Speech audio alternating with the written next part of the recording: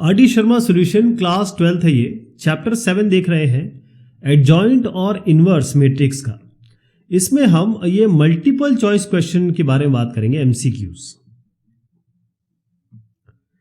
यदि ए एक invertible matrix है, then which of the following is not true. True कौन सा नहीं है? हम जानते हैं कि अगर ए इनवर्स हमको निकालना है तो इसका सिंपलेस्ट फॉर्मूला क्या होता है? एडजॉइंट ऑफ ए और डिटर्मिनेंट ऑफ ए। तो ये तो जीरो हो नहीं सकता, तो ये सही है। ए अगर आप ट्रांसपोज निकालें, उसका इन्वर्स करें, या फिर ए इन्वर्स का आप ट्रांसपोज करें, बात एक ही है, ये भी सही है। फिर डिटर्मिनेंट निकालें, इन्वर्स लें, या फिर इन्वर्स निकाल के डिटर्मिनेंट ले, ये भी दोनों एक जैसे होते हैं। अभी तक हमने इतनी प्रॉपर्टी देख ली, लेकिन हमने कहीं ये नहीं देखा कि ए स्क्वायर करिए और उसका इन्वर्स निकालिए तो ए इन्वर्स निकाल के उसका स्क्वायर करिए, दोनों एक होता है। ये तो कभी नहीं देखा। तो ये इसका उत्तर ये है कि ये नॉट ट्रू है। हमको ये सारी जो है, ये तीनों प्रॉपर्टीज हैं इन्वर्जन की, ये नहीं है। तो इसका उत्तर ये है। इसमें भी यही पूछा गया है, कौन सा नॉट ट्रू है। अगर ये इन्वर्टिबल मैट्रिक्स है, ऑर्डर 3 है इसका, तो एडजॉइंट ऑफ ए, देखिए पहले मैं आपको बता देता हूं कि ये क्या क्या इसमें ट्रू है। आपको पता है किसी का भी इन्वर्स का इन्वर्स निकालेंगे तो वही आ जाएगा, है ना। आप जैसे 2 इन्वर्स है, इसका इन्वर्स निकाल लीजिए, 2 इन्वर्स होता है हाफ, इसका इन्वर्स निकाल लीजिए, वो फिर से बन जाएगा। ये जो जहां से शुरू करेंगे वो 2 ही हो जाएगा। तो कहने का मतलब ये है कि यहां पर हम इस पे आ जाते हैं। यह गलत क्यों है? क्योंकि यहां पर दिया है अगर बी ए बराबर सी ए है और बी और सी बराबर नहीं है, तो बी और सी ये आपके स्क्वायर मैट्रिसेस होंगे ऑर्डर 3 के, ये इन्होंने कहा है। तो अगर हम बी ए और सी ए को बराबर मान लें और दोनों साइड हम मल्टीप्लाई कर दें ए इनवर्स से, इनवर्स से मल्टीप्लाई कर देते हैं, राइट हैंड साइड पे कर देते हैं। तो यहाँ ए इनवर्स से कर दीजिए, यहाँ इनवर्स से कर दीजिए। ए इंटू ए इनवर्स क्या होता है आप जानते हैं, ए इंटू ए इनवर्स आपका आइडेंटिटी मैट्रिक्स होता है। तो ये बी इंटू आई बराबर ये हो गया ए, ये सी इंटू आई। तो किसी को भी आइडेंटिटी से करें तो वही वापस आ जाता है, बी और सी। तो अगर बी ए और ये बी और सी ए बराबर है और बी और सी बराबर नहीं है, तो बी और सी आपके स्क्वायर मैट्रिसेस होंगे ऑर्डर 3 के। ये तो ट्रू नहीं हुआ ना। यदि ए ये है और बी ये है, then A plus B inverse, A plus B inverse, क्या ये स्क्यू सिमेट्रिक है? क्या A inverse plus B inverse के बराबर है? और डज नॉट एग्जिस्ट। तो एक एक करके मैं आपको बताऊंगा। वैसे इसका उत्तर जो है वो नन ऑफ दीज है, उसका कारण समझिएगा। मैं एक ही करके दिखा देता हूं आपको। स्क्यू सिमेट्रिक का मतलब क्या है? आप ए प्लस बी लीजिए और इसका आप ट्रांसपोज निकालिए, ठीक। तो ए प्लस बी का ट्रांसपोज क्या आता है? पहले तो ए प्लस बी कर लेते हैं। 3 प्लस माइनस 2 हो गया, मैं ए प्लस बी ले रहा हूं। 3 plus minus 2 1, 4 plus minus 2 2, 2 plus 0 2, 4 minus 1 हो गया आपका 3। इसका ट्रांसपोज ले लेते हैं जी, क्या आएगा? इस रो को कॉलम में बदल दें 1 2, इस रो को कॉलम में बदल दें 2 3। तो आप देखिए कि ए प्लस बी का ट्रांसपोज ये ए प्लस बी के बराबर ही आ गया। तो जब ये आ जाता है, आप कहते हैं, जैसे मान लीजिए आपका कोई एक्स मैट्रिक्स है, इसका ट्रांसपोज लेते हैं और एक्स आ जाए, तो आप कहते हैं सिमेट्रिक मैट्रिक्स हो गया ये। और इसका ट्रांसपोज ले और माइनस एक्स आ गया, तो आप कहते हैं स्क्यू सिमेट्रिक है। तो स्क्यू सिमेट्रिक तो है नहीं, डज नॉट एग्जिस्ट। अब इस A plus B inverse does not exist, A plus B तो हम निकाल चुके, इसका डिटर्मिनेंट निकाल लेते हैं। तो 3 इंटू 1 3 और 2 2 4 -4 हो गया ये। तो -1 डिटर्मिनेंट ऑफ ए -1 आ रहा है, इसका मतलब ये एग्जिस्ट करता है। ये एग्जिस्ट, डज नॉट एग्जिस्ट की बात ही नहीं है, क्योंकि ए प्लस बी इनवर्स, ये देखिए ए प्लस बी इनवर्स जो है उसमें डिटर्मिनेंट अगर इसका निकालेंगे तो -1, इसका मतलब ए प्लस बी इनवर्स एग्जिस्ट करता है ना। तो डज नॉट एग्जिस्ट तो गलत हो गया, स्क्यू सिमेट्री भी गलत हो गया। ये A inverse plus B inverse, इसमें थोड़ा टाइम लगेगा, तो मैं चाहूंगा कि आप पूरा करें। आपको इनवर्स निकालना आता है, पहले ए इनवर्स निकालें, बी इनवर्स निकालें। ए प्लस बी का ट्रांसपोज मैंने करके दे ही दिया है आपको। इसको बस डिवाइड बाय आप डिटर्मिनेंट से कर दीजिए जो -1 है, और फिर देखिए बराबर आता है कि नहीं आया, तो ये भी गलत हो जाएगा। तो ये है उसका उत्तर, नन ऑफ दीज। यदि एस आपका ए बी सी डी है, एडजॉइंट ए क्या है? एडजॉइंट ए निकालने का बहुत आसान तरीका है जी, मैं आपको इसका कई बार मैंने आपको बताया है कि एडजॉइंट निकालना 2x2 मैट्रिक्स का जितना इजी है उतना और कोई चीज़ नहीं है। आप या तो कोफैक्टर निकाल के करिए, उसमें काफ़ी टाइम लग जाएगा आपको। तो आपको करना क्या है, ये है ABCD, ये कई बार बता चुका हूँ लेकिन जो अगर पहली बार देख रहे हो उनके लिए है। पहले तो D और A जो डायगोनल एलिमेंट है इनको आप एक्सचेंज कर दीजिए। ये D हो गया, ये A हो गया, ये हो गया जी। इन दोनों का साइन चेंज कर दीजिए, -C कर दीजिए, -B कर दीजिए। अब देखिए इसमें कौन सा मैच करता है, ये वाला कर रहा है, ये आपका एडजॉइंट हो गया। यदि A आपका सिंगुलर मैट्रिक्स है then adjoint A is what. सबसे पहले मैं आपको बताऊं कि A अगर सिंगुलर मैट्रिक्स है इसका मतलब ये है कि डिटर्मिनेंट ऑफ A 0 है। ये मैट्रिक्स है, इसका डिटर्मिनेंट ऑफ A 0 होगा। अब एडजॉइंट A निकालने के लिए आपके पास, आपको याद होगा मैंने आपको बताया है, A इंटू एडजॉइंट A बराबर क्या होता है, determinant of A into IN, मतलब जो भी इसका मैट्रिक्स का ऑर्डर होगा वो आइडेंटिटी मैट्रिक्स यहाँ आ जाएगी। इसको आप लिख सकते हैं adjoint of A equals determinant of A divided by A into IN। अब क्योंकि ये 0 है, यहां से आपको 0 मिला ना, तो राइट हैंड साइड क्या हो गया, 0। चाहे तो आप दोनों साइड डिटर्मिनेंट भी ले लें, तब भी आपका डिटर्मिनेंट क्या आएगा, एडजॉइंट ऑफ A बराबर, अच्छा ये मैट्रिक्स था अभी है ना, ये मैट्रिक्स था। अब मैट्रिक्स का जब डिटर्मिनेंट निकालेंगे तो वैल्यू आती है, तो ये 0 हो गया। ये मैट्रिक्स था, ये आपकी वैल्यू है, वैल्यू 0 वाली वैल्यू जो है। तो अगर एडजॉइंट ऑफ A का डिटर्मिनेंट भी 0 आ रहा है तो इसको अगर सिंगुलर कहेंगे तो ये भी सिंगुलर हो गया, तो इसका मतलब ये सिंगुलर होगा। इसका सोल्यूशन कुछ इस तरीके से आप लिखेंगे, है ना।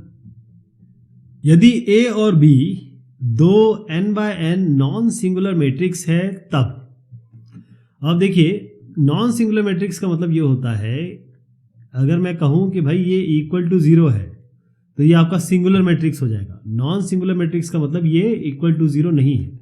इसी तरीके से जो B है उसका डिटर्मिनेंट भी 0 नहीं है क्वेश्चन के हिसाब से।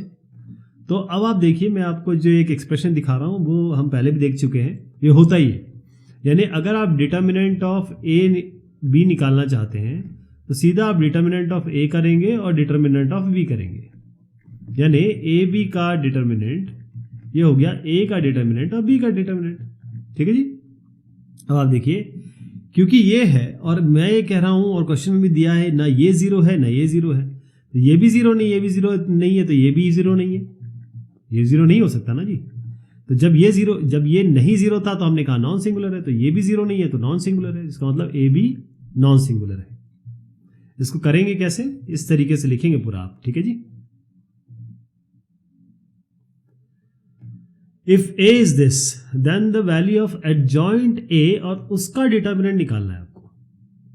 तो इसका तरीका कैसे करेंगे इसको, देखिए सबसे पहला ये है कि या तो आप इसका एडजॉइंट निकालने की तैयारी कर लें, लेकिन आपको ये आइडिया है और मैं पहले भी बता चुका हूं आपको कि जब आपका ये एक स्केलर मैट्रिक्स होता है, यानी अगर मैं इससे A बाहर ले लूं तो क्या बनेगा, मैं A बाहर ले लेता हूं तो ये 1 0 0 0 1 0 0 0 1, यानी कि ये एक आइडेंटिटी मैट्रिक्स हो गया। और ये आपका A या कहें K एक कांस्टेंट है ना, तो K आपका एक तरीके से स्केलर हो गया जो मल्टीप्लाई करने के बाद ये आया है।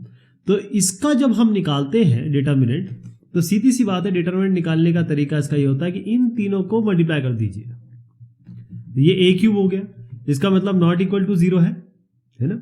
और क्योंकि इसमें n कितना है आपका, ऑर्डर क्या है जी, ये 3/3 मैट्रिक्स है तो n 3 है।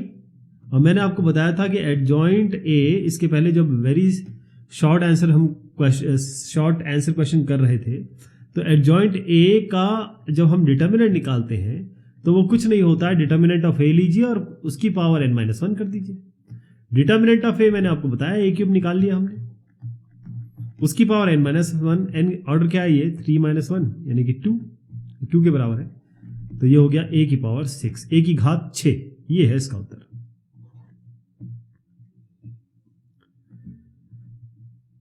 अब आपको निकालना है adjoint of adjoint A, adjoint of adjoint है।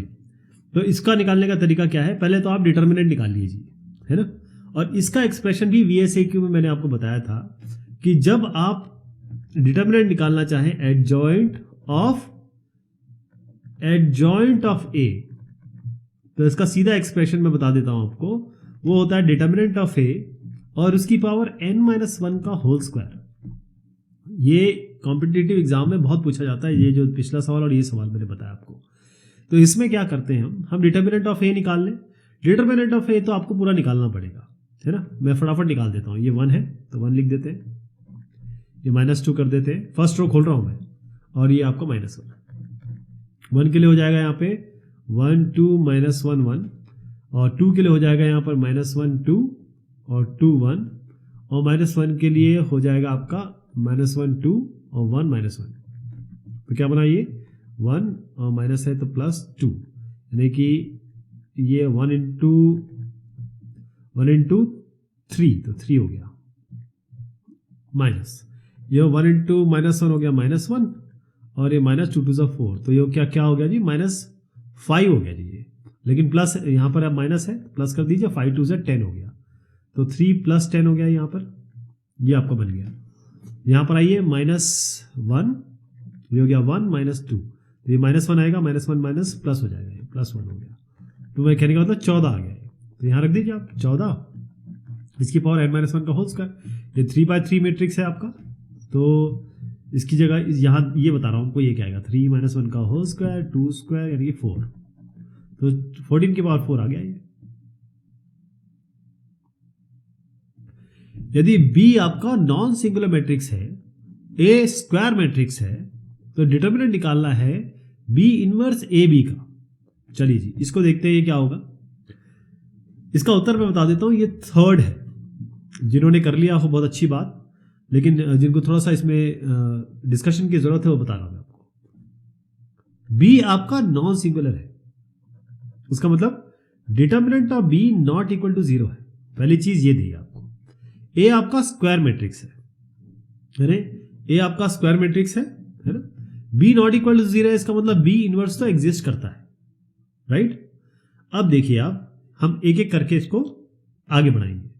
पहली चीज तो ये समझ लीजिए कि B का इनवर्स का डिटर्मिनेंट क्या होगा। आपको पता है कि इसका पहले डिटर्मिनेंट निकाल लीजिए, फिर इसका इनवर्स कर दीजिए। और इसको हम कैसे लिख सकते हैं, जैसे 2 इनवर्स होता है, इसको 1/2 लिखते हैं, तो इसको 1 डिटर्मिनेंट ऑफ B लिख सकते हैं। ये ध्यान रहेगा ना आपको। अब इस पे आते हैं। अब आपको डिटर्मिनेंट निकालना है B इनवर्स AB का। तो आपको मैंने अभी भी एक क्वेश्चन बताया था कि A B का इनवर्स होता है A का इनवर्स और B का इनवर्स, A B का डिटर्मिनेंट होता है A का डिटर्मिनेंट B का डिटर्मिनेंट। तो इसको कैसे लिख सकते हैं, पहले इसको अलग कर लेते हैं, ये दोनों को मान लेते हैं, ये B इनवर्स हो गया इसका डिटर्मिनेंट, और ए बी का डिटर्मिनेंट, इसको फिर से अलग कर लेते हैं, तो बी इनवर्स ये हो गया ए बी हो गया, ठीक है जी। अब बी इनवर्स को मैंने अभी क्या बताया आपको, कैसे लिख सकते हैं 1/b डिटर्मिनेंट ऑफ बी। अब ध्यान रखिएगा डिटर्मिनेंट जो होता है तो ये वैल्यू होती है। डिटर्मिनेंट जैसे हमने पिछले क्वेश्चन में निकाला था, आपका डिटर्मिनेंट निकला था तो एक वैल्यू आई थी, तो ये वैल्यू है तो इसको आप हटा सकते हैं, है ना। डिटर्मिनेंट ऑफ ए आ जाएगा, तो उत्तर क्या हो जाएगा इसका, डिटर्मिनेंट ऑफ ए, यही इसका उत्तर है।